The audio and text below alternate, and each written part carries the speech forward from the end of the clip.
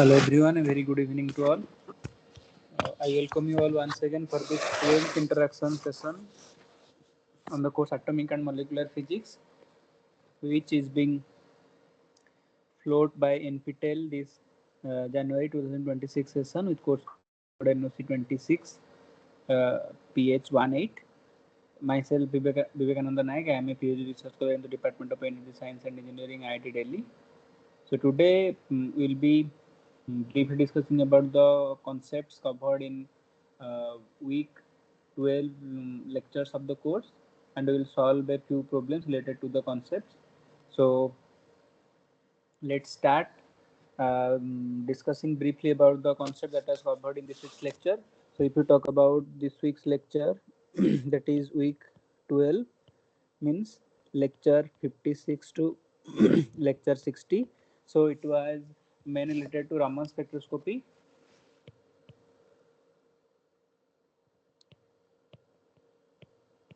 Raman spectroscopy and resonance spectroscopy.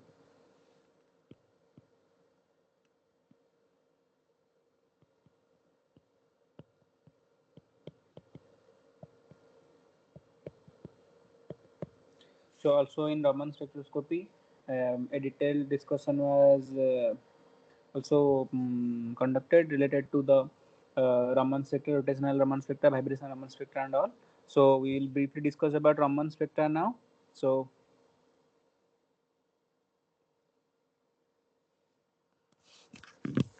now what is Raman spectroscopy?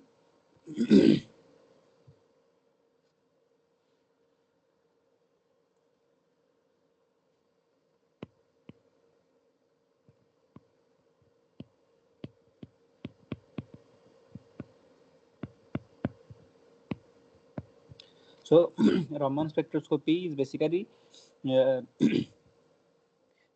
scattering of light when it interacts with molecules. So it is basically inelastic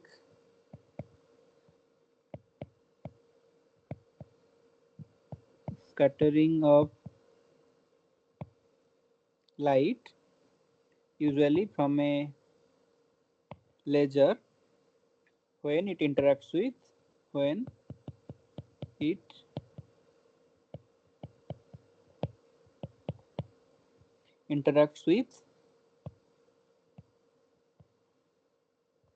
molecules. So now as you can see from this figure, so this is the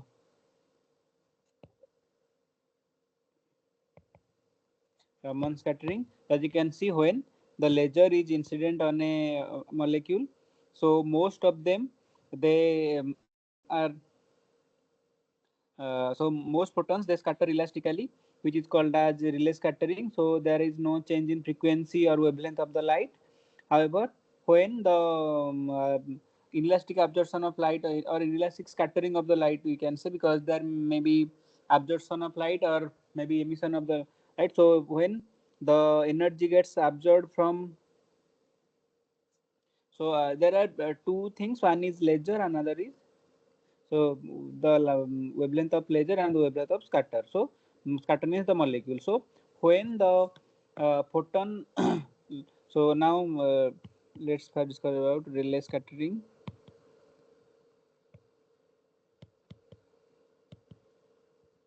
So relay scattering is what? There is no change in the frequency of light, no change in frequency. So that implies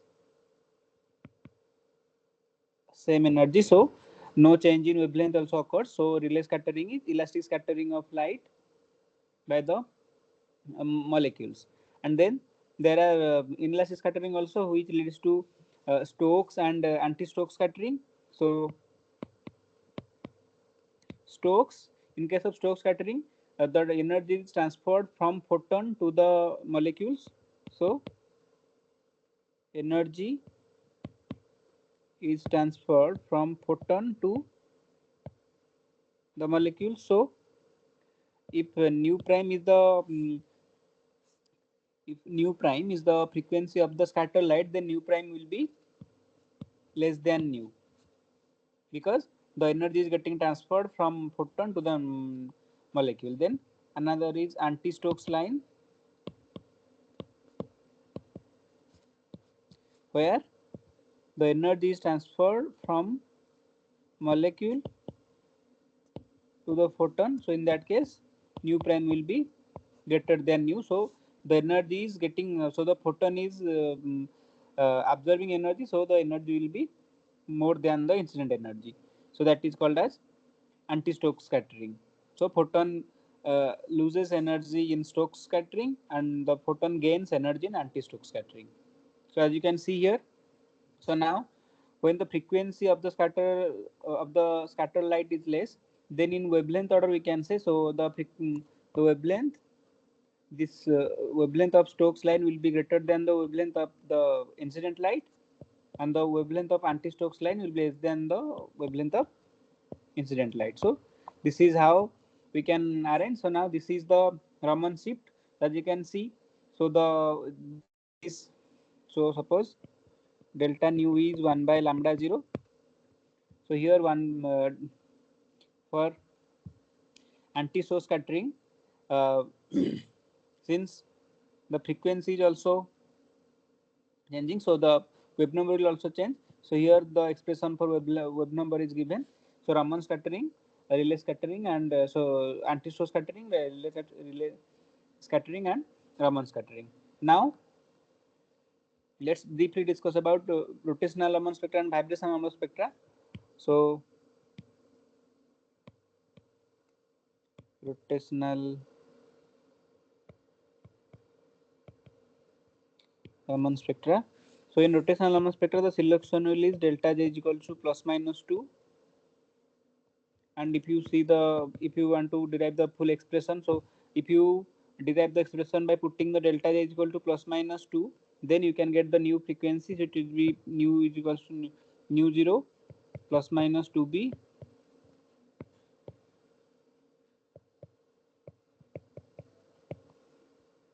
2j plus 3. So if you arrange them, then at the center there will be relay line, and then there will be Stokes line here.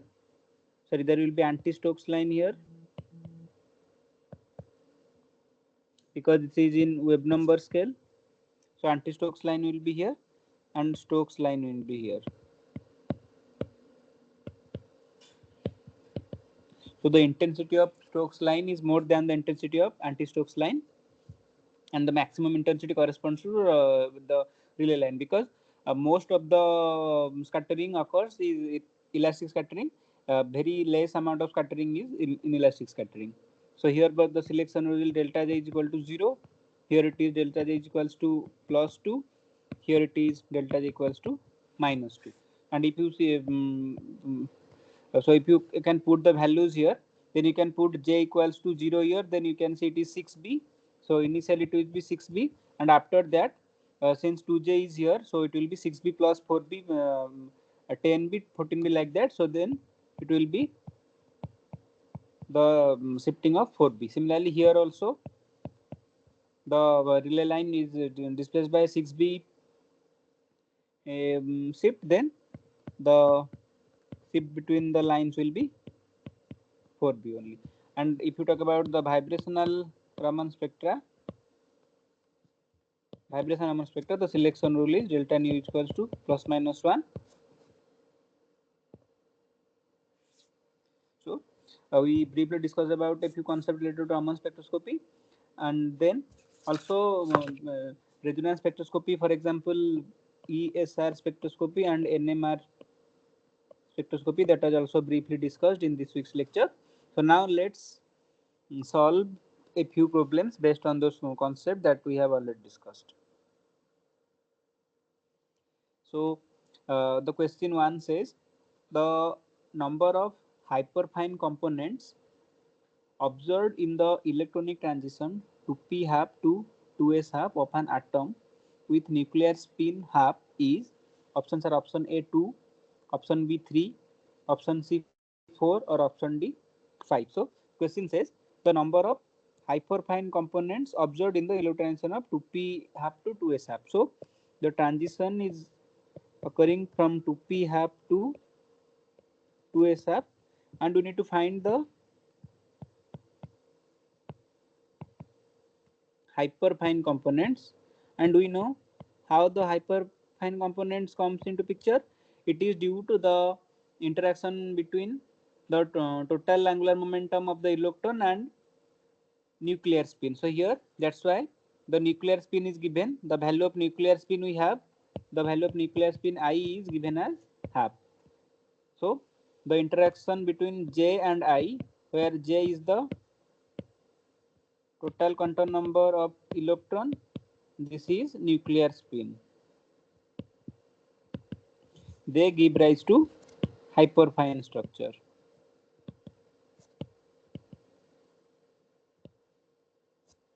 So these are the options 2, 3, 4 or 5. I'll give you a few minutes and then we will discuss what will be the number of hyperfine components when the transition occurs from 2p half to 2s half with nuclear spin half.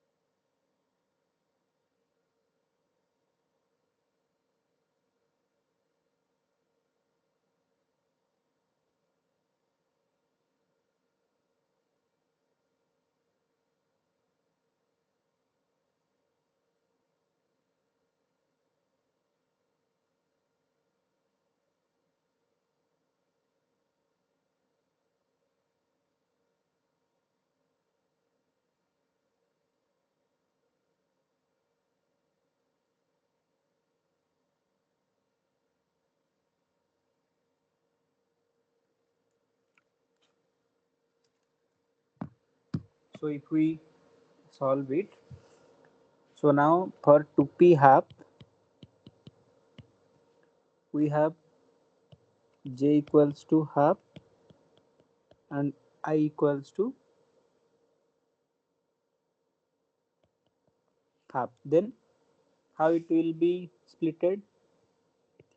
So f will be j plus I to j minus I.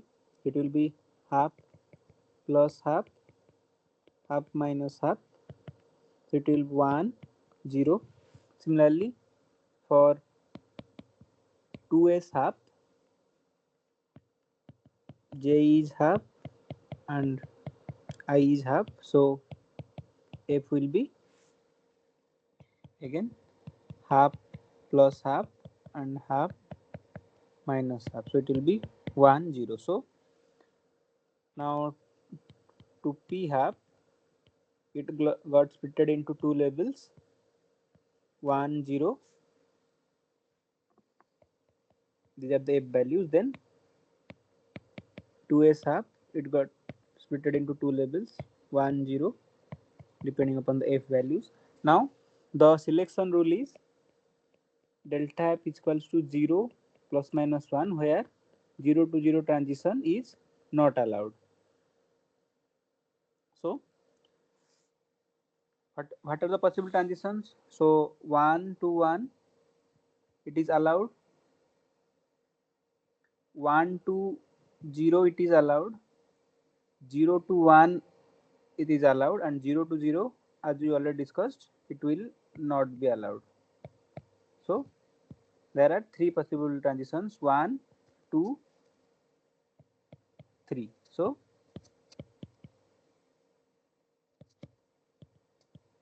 three transitions is possible, and the correct answer is option B, that is number of hyperfine components will be 3 when the transition is occurring from 2p half to 2s half with nuclear spin 1 by 2. Now let's move to question number 2. Question number 2 says the pure rotational levels of a molecule in the far infrared region follows the formula Ej equals to Bj into j plus 1, where Ej is the energy of the rotational level with quantum number j and B is the rotational constant.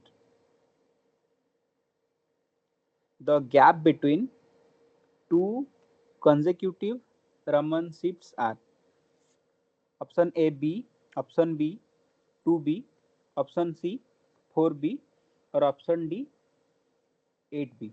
So the question says it is talking about pure rotational Raman spectra.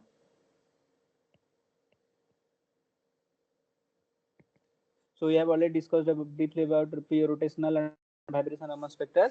So in case of pure rotational Raman spectra, what is the selection rule? It is delta J equals to plus minus 2. So that you need to keep in mind to to solve this question.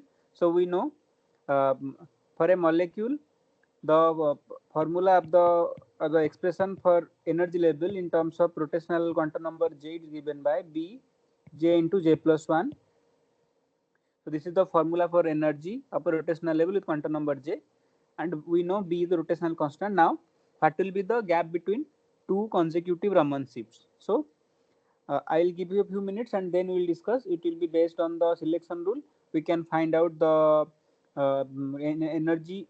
So here we can say we can put the selection rule and then we can calculate the expression where the transition is occurring from one level to another level. So there will be two consecutive shifts. So in between two consecutive levels, what will be the gap?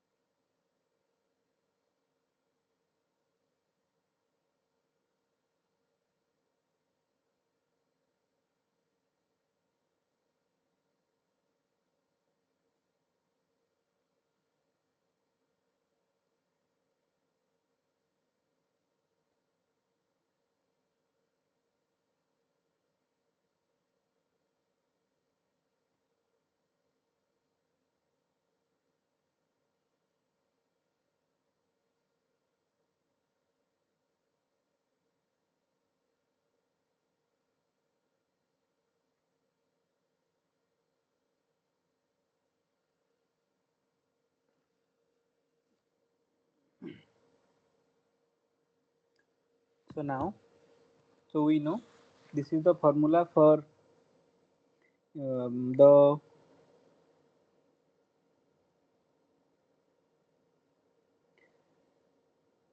energy of a rotational level with quantum number j. So Ej is equals to B j into j plus 1.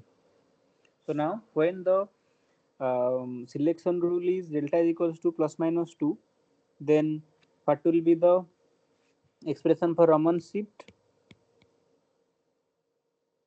So it is the original wave number, then it will be plus minus the difference between the energy levels. So one is E corresponding to j plus 2, then E corresponding to quantum number j. So now this will be plus minus. So E j plus 2 will be what? So we know E j is j into j plus 1 into B. So it will be B j plus 2 into j plus 2 plus 1, that is j plus 3, minus it will be B j into j plus 1.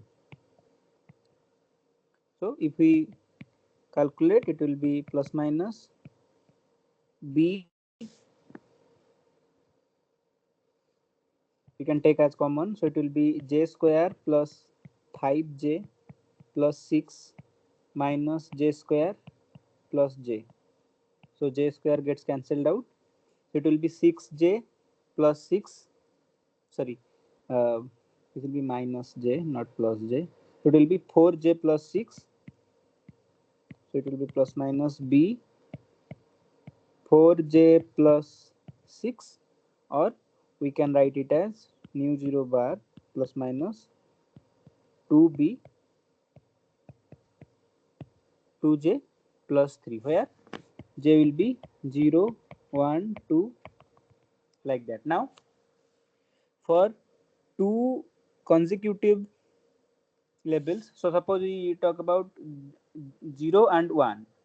So now if we put j equal to 0, then what will be Raman shift? It will be plus minus 2b. J 0 means it will be 3. So it will be nu bar plus minus 6b. So you can take its only single value. So suppose it is plus 6b. Now for j equals to 1, what will be the shift? It will be plus minus 2b, 2j plus 3. So it will be 2 plus 3. So it will be 10b, or you can say nu bar plus 10b. Now this is 1, this is 2. So what is the shift? It is 10b minus 6b equals to 4b. So the shift between two consecutive labels is 4b.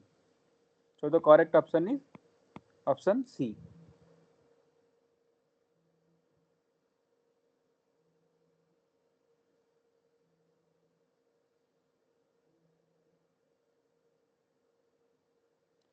I hope this is clear to everyone. Now we will move to question number 3. So question number 3 says the hyperfine splitting of the spectral lines of an atom is due to, options are option A, the coupling between the spin of two or more electrons, option B, the coupling between the spin and orbital angular momentum of electrons, option C, the coupling between the electron spin and the nuclear spin, and option D, the effect of external electromagnetic fields.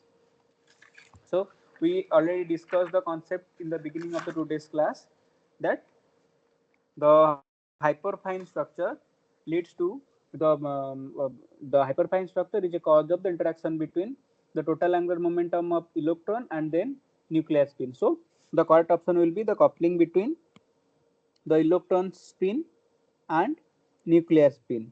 And if you talk about other options, so this coupling between the spin of two or more electrons, then it gives rise to LS and JJ coupling.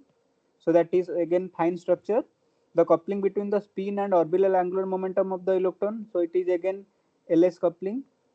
And then the effect of external magnetic field we have already discussed. It is G-man and Stark effect. So G-man is due to magnetic field, Stark is due to electric field. So the hyperfine splitting. So hyperfine splitting is interaction between electron spin and nucleus spin. So the correct option is option C. Now we move to question number 4. So question number 4 says, consider the following statements about molecular spectra, where the statements P, Q, R, S, T, they are. P says methane does not give pure rotational Raman line. SF6 sulfur hexafluoride, it could be studied by rotational Raman spectroscopy. R says nitrogen shows infrared absorption spectrum. S says C2H6, it is called as ethane, shows vibrational Raman and infrared absorption lines.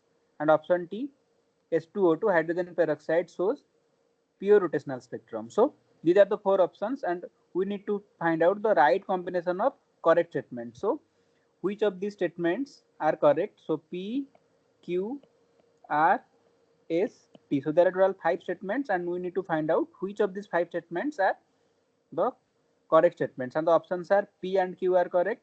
Option B, P, R and T are correct. Option C, P, S and T are correct.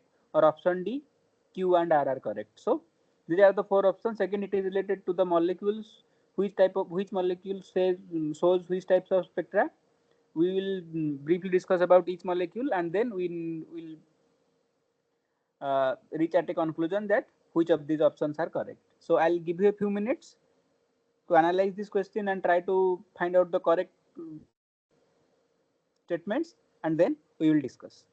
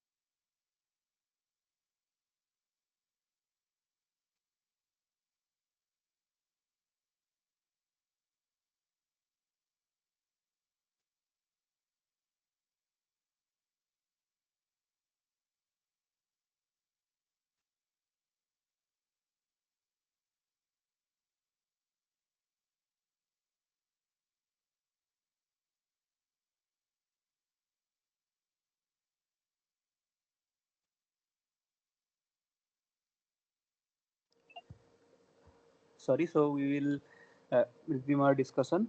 So here the question was about finding the correct statements related to the different molecules and their spectra. So now let's analyze each statements one by one. So now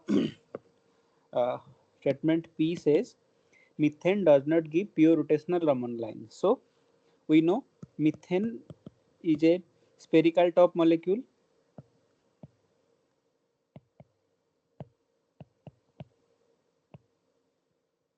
and since uh, mm, uh, methane is a spherical top molecule, it has isotropic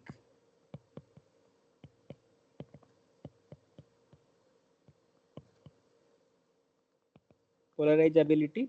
So the change in polarizability gives rise to pure rotational Raman lines. So since it has isotropic polarizability, so it does not give pure rotational Raman spectra. So the option, the statement P is correct. Now statement Q says SF6. Similarly, SF6 is also a spherical top molecule.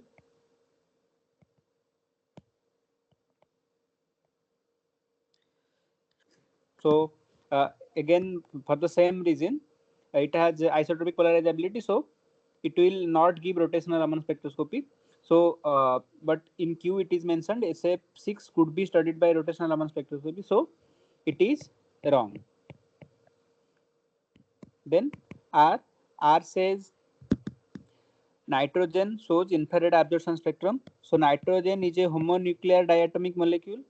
So nitrogen is a homonuclear diatomic molecule, and we know for molecules showing infrared they should have no permanent they should have permanent dipole moment. Since this has no permanent dipole moment, no permanent dipole moment, so it will not show infrared. So that statement says it shows infrared, so it is again not correct. Then S says C2SC, that is CS3 it shows Raman vibrational Raman and infrared absorption line. So it is a linear molecule and it is less symmetric. So it shows change in polarizability and change in dipole. So it shows Raman spectroscopy. So it is correct. Now the last of statement T. So it says H2O2 shows pure rotational spectra. So H2O2 is a polar molecule, and for polar molecule they show pure rotational spectra, that is so infrared related to dipole moment. And again, since it is so it is a polar molecule, so polar molecule give rise to pure rotational spectra, that is their microwave active. So it shows pure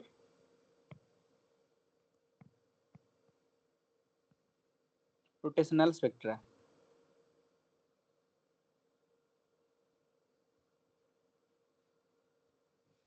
So option, sorry, statement T is also correct. So the correct statements are P, S and T. So P, S, T, they are correct. Q and R, it is wrong. So the correct option will be option C, P, S and T. Now we move to question number 5. So question number 5 says consider the pure rotational spectrum of a diatomic rigid rotor. The separation between two consecutive lines in wave number in the spectrum. Options are option A, it is directly proportional to the moment of inertia of the rotor. Option B, it is inversely proportional to the moment of inertia of the rotor. Option C, it depends upon the angular momentum. Or option D is directly proportional to the square of the interatomic separation. So we need to consider the pure rotational spectrum of a diatomic rigid rotator. So we need to rigid rotator, and we are talking about pure rotational spectrum.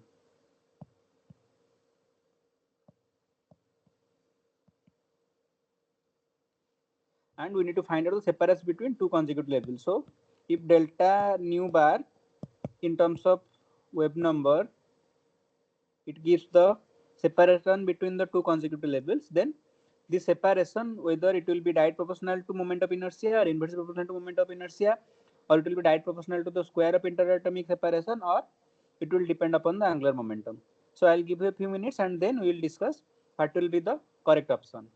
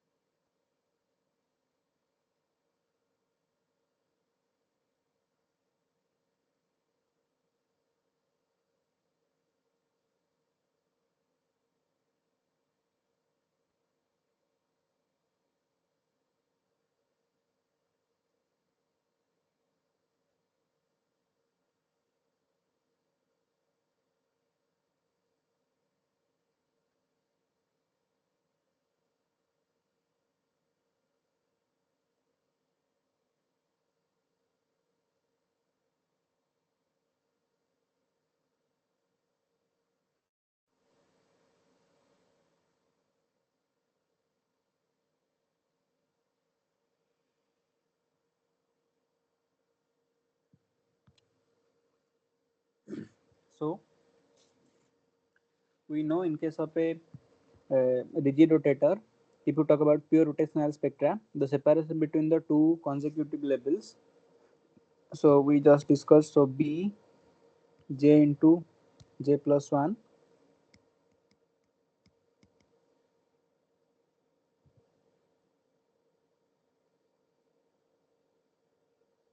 So j equal to 0 is 0, j equals to 1, p1 is 1 into 2, so it is 2b, j2 e2, it will be 2 into 3, 6b, then j equal to 3, e3, it will be 3 into 4, 12b. So the separation here is 2b, then 4b, then 6b. So the separation with the two consecutive label is 2b, 2b. So in terms of wave number, the separation between two consecutive lines. So this is the separation between the two consecutive labels. And if you talk about the lines, so the lines are separated. So this is the delta E, and this is delta nu bar. So delta nu is 2b, where B, we know B is called as rotational constant.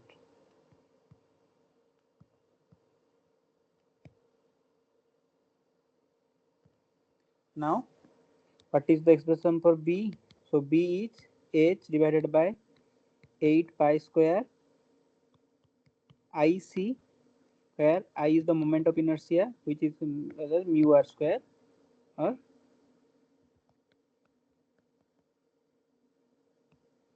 I is the moment of inertia. Now, the question says, in the spectrum, delta nu bar, it is direct proportional to the moment of inertia, inverse proportional to the moment of inertia, depends on angular momentum, or direct proportional to the square of interaction distance. So it is inversely proportional to the moment of inertia. So inversely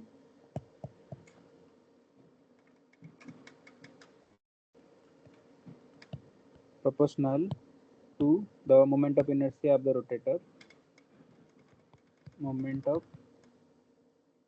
inertia I. So the moment of inertia, so it is inversely proportional to the moment of inertia of the rotor. So option B is the correct option. Now we move to question number 6. So question number 6 says, in a Raman scattering experiment, the light of frequency nu from a laser is scattered by diatomic molecules having the moment of inertia I. The typical Raman shifted frequency depends on option A nu and I, option B only nu, option C only I, or option D neither nu nor I. So if you talk about the Raman shift, so we know Raman shift.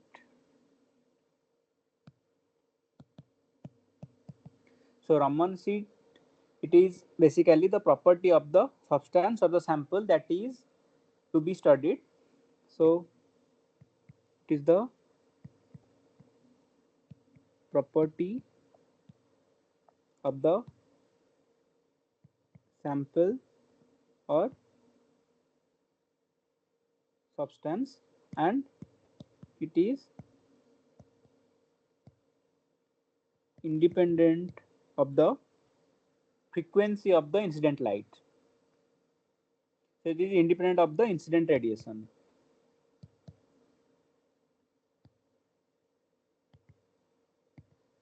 So the incident radiation means it has a property of the frequency is one of the properties of the incident radiation, and if you talk about I, the moment of inertia, it is one of the property of the sample, because I is the moment of inertia. It depends upon the mass from which we can calculate the reduced mass of the molecule or the sample, or depending upon the separation between the two atoms in the molecule, we can determine the r, then mu r square we can find.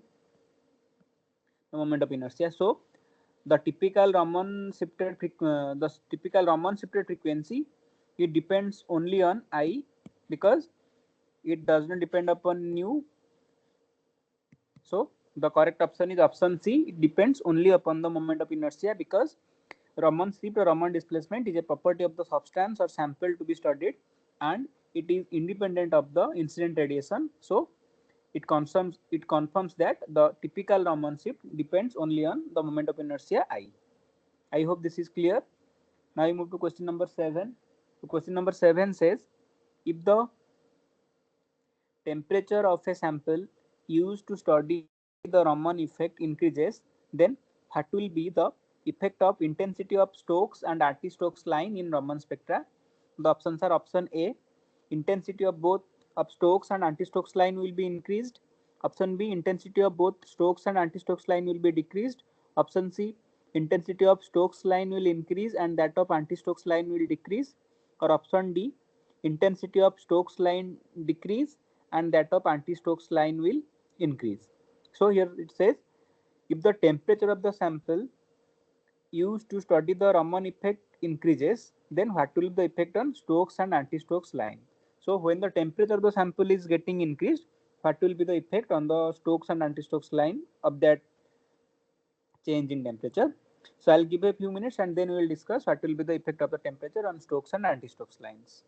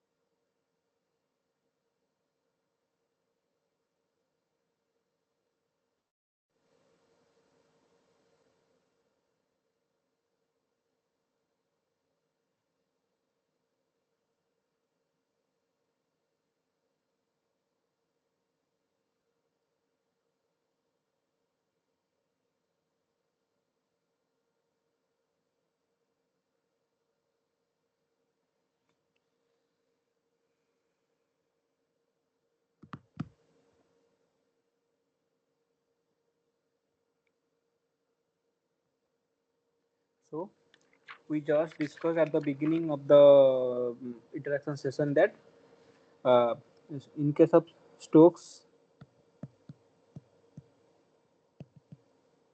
energy is transferred from photon to the molecule, or in anti-Stokes energy is transferred from molecule to photon. So now when the temperature increases, then what happens? So with increase in temperature, more and more molecules will be excited from ground state to higher vibrational energy states. So with increase in temperature, what happens? So the molecule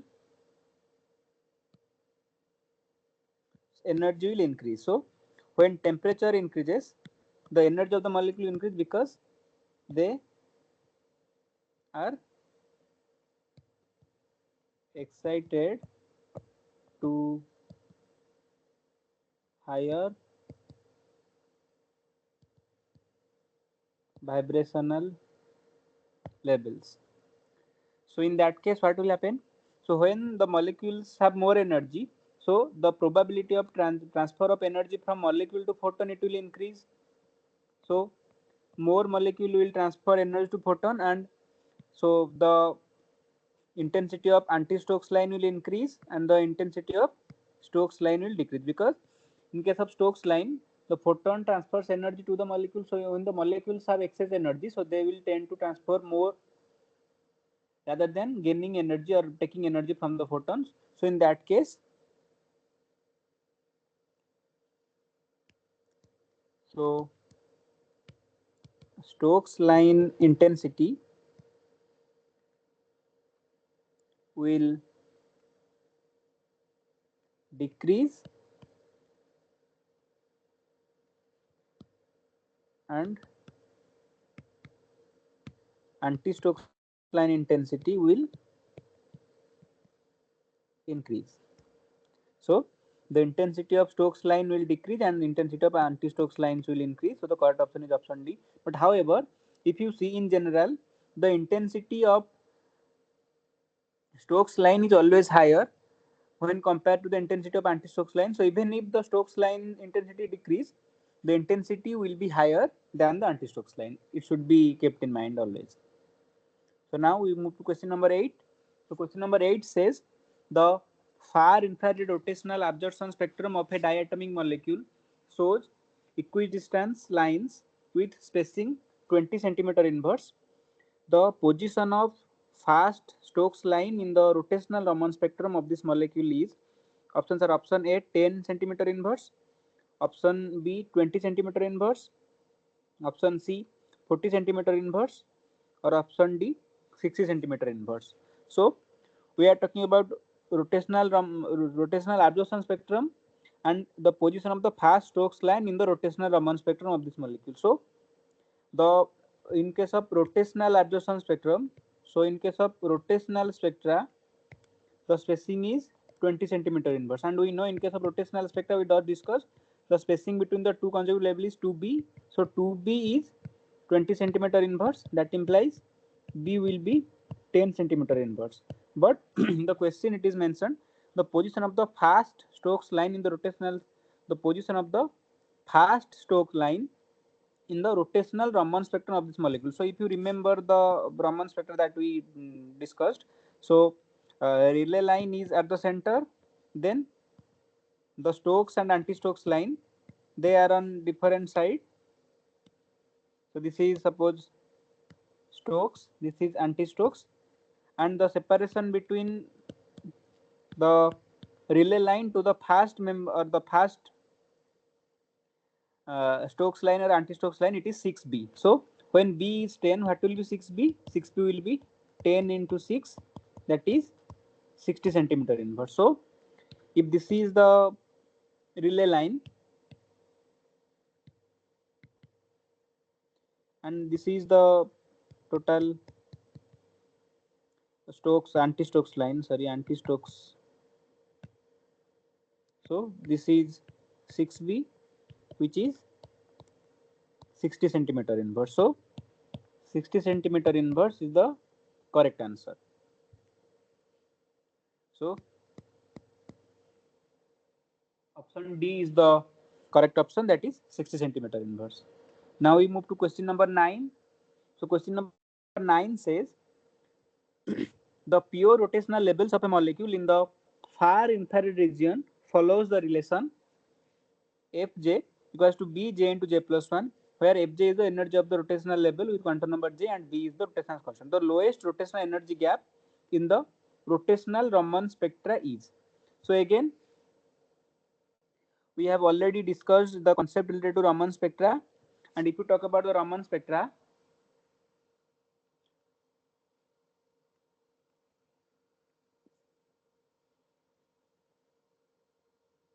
in case of Raman spectra, the selection rule is different if you compare it with the pure rotational spectra. So in case of Raman spectra, the selection rule is delta J equals to plus minus 2. So in that case, we have already discussed the uh, frequencies or the wave number shift in Raman spectra. It is given as nu bar 0 plus 2b 2j plus 3. So if you talk about the energy gap, the lowest rotation energy gap, so it is discussed. So first it will be at 6b, then it will be at 10b, then 14b, then 18b, like that. So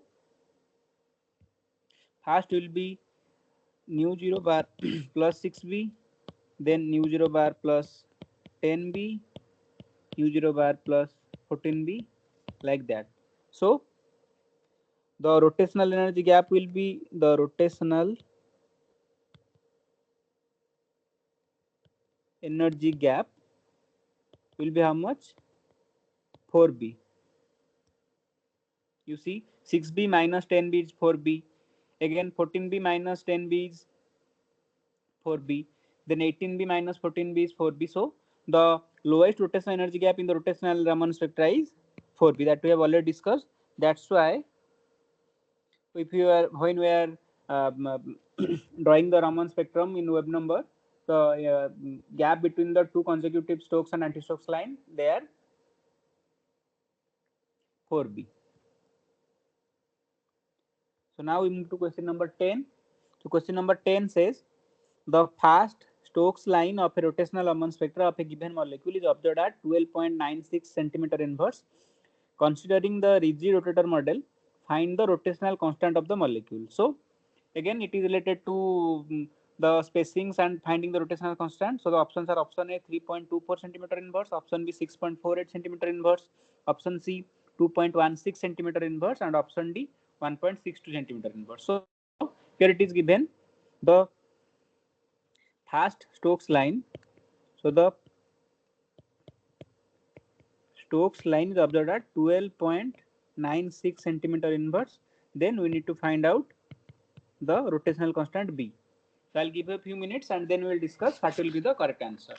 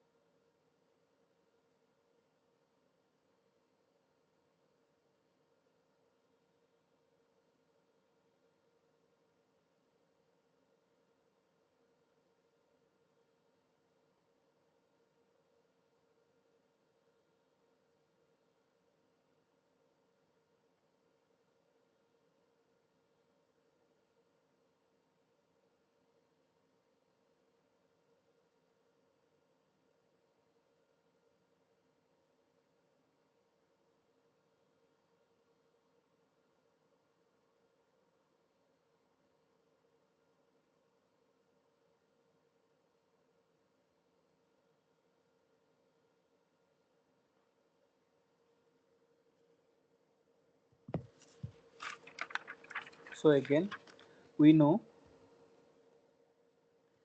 we just discussed the position of fast Stokes line in Raman spectra is 6b. So 6b is equals to 12.96 centimeter inverse. Then what will be b? So b will be 12.96 divided by 6. It will be 2.16 centimeter inverse. So the correct answer is option C, 2.16 centimeter inverse. Now I move to question number 11. Question number 11 says the energy of a non-rigid rotator given in terms of wave number as. So this is the energy expression that is given for a non-rigid rotator, where B is the rotational constant and D is the centrifugal distortion constant, and find the expression for frequency in terms of centimeter inverse of rotational Raman line. So these are the four options: option A, B, C, and D. So we need to find out the expression for frequency of rotational Raman line when the non-rigid rotator is considered. So before um, so before this question, we have all solved the question related to rigid rotator. Now this question is a bit different. It is related to non-rigid rotator. So when the expression for energy is given, and we need to find out what will be the expression for frequency of rotational Raman line if the energy expression for the non-rigid rotator is E j equals to B j into j plus 1 minus D j square j plus 1 square. So if you remember, so at the beginning we just solved, so it was B j into j plus 1 only, and then we calculated the frequency in terms of centimeter inverse in Raman spectra. But here it is, so this was rigid rotator, but this is non-rigid rotator. So we need to find out the frequency of the rotational Raman line. These are the four options. So I'll give you a few minutes and then we will discuss what will be the correct expression for the frequency in terms of wave number.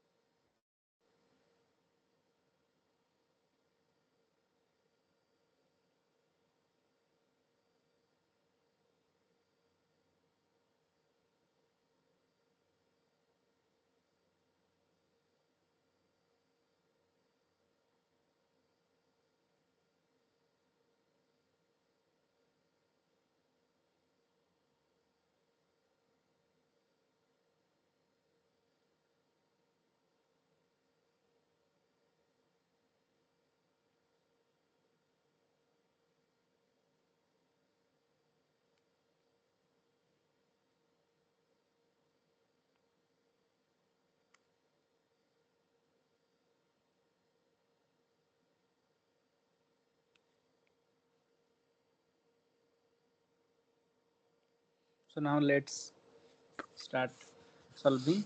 So we got EJ.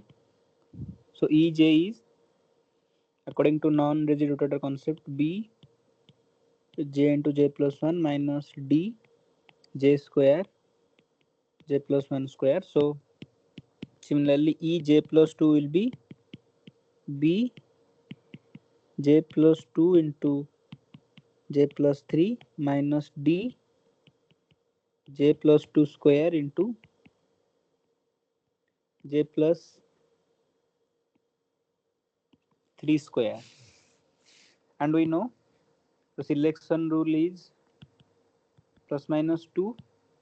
So these two energy levels we need to consider. So the Raman shift in terms of wave number will be Ej plus 2 minus Ej. So in Ej plus 2 we can take, so Bj plus 2 into j plus 3 minus d j plus 2 square j plus 3 square minus b j into j plus 1 minus d j square j plus 1 square. So here you can take j plus 2 into j plus 3 as common,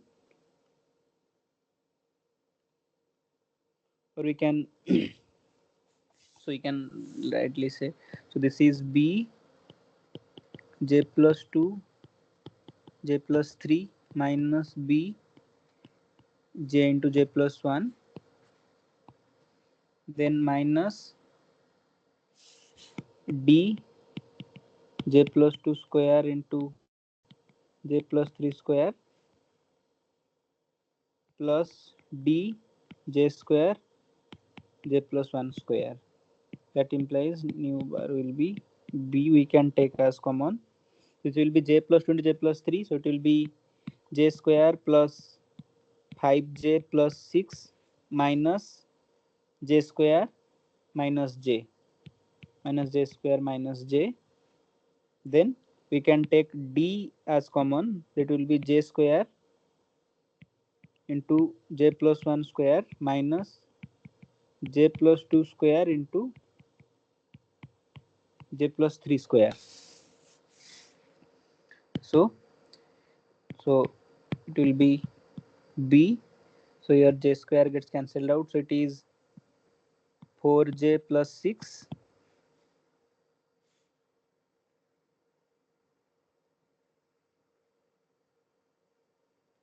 then again this is d, so this is, so what we can write, we can write it as a square minus b square, so it is j into j plus 1 whole square minus j plus 2 into j plus 3 whole square.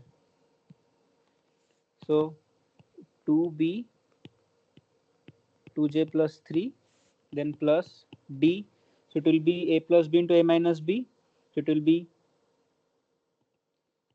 j into j plus 1 plus j plus 2 into j plus 3. So let me add another slide.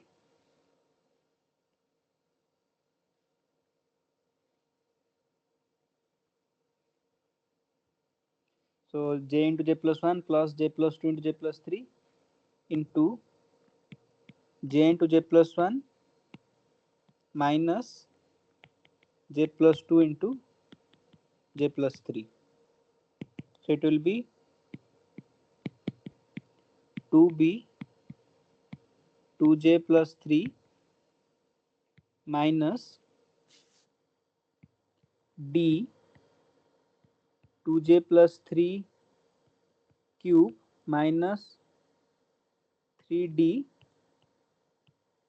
2j plus 3. So here so so a plus b into a minus b. So j plus 3, so 2j plus 3 cube. So if you So it will be 2b into 2j plus 3 minus 3d into 2j plus 3 minus d 2j plus 3 cube. So it will be 2b minus 3d into 2j plus 3 minus d 2j plus 3 cube. So the correct option is option A, 2b minus 3d into 2j plus 3 minus d 2j plus 3 whole cube. So with this we come to the end of today's interaction session. I hope the questions that I have solved today will definitely help you in solving your course assignments as well as for your exam preparation. So this was the last interaction session where we solved the problems. However, I will be taking another session tomorrow, which will be 1 hour long from 7:30 p.m. to 8:30 p.m. where I will briefly discuss all the concepts covered in atomic and molecular physics course. So it will be some type of revision for you, and it will be a great preparation for your exam as a part of your revision. That's it from my side for today. Have a great day. Thank you all.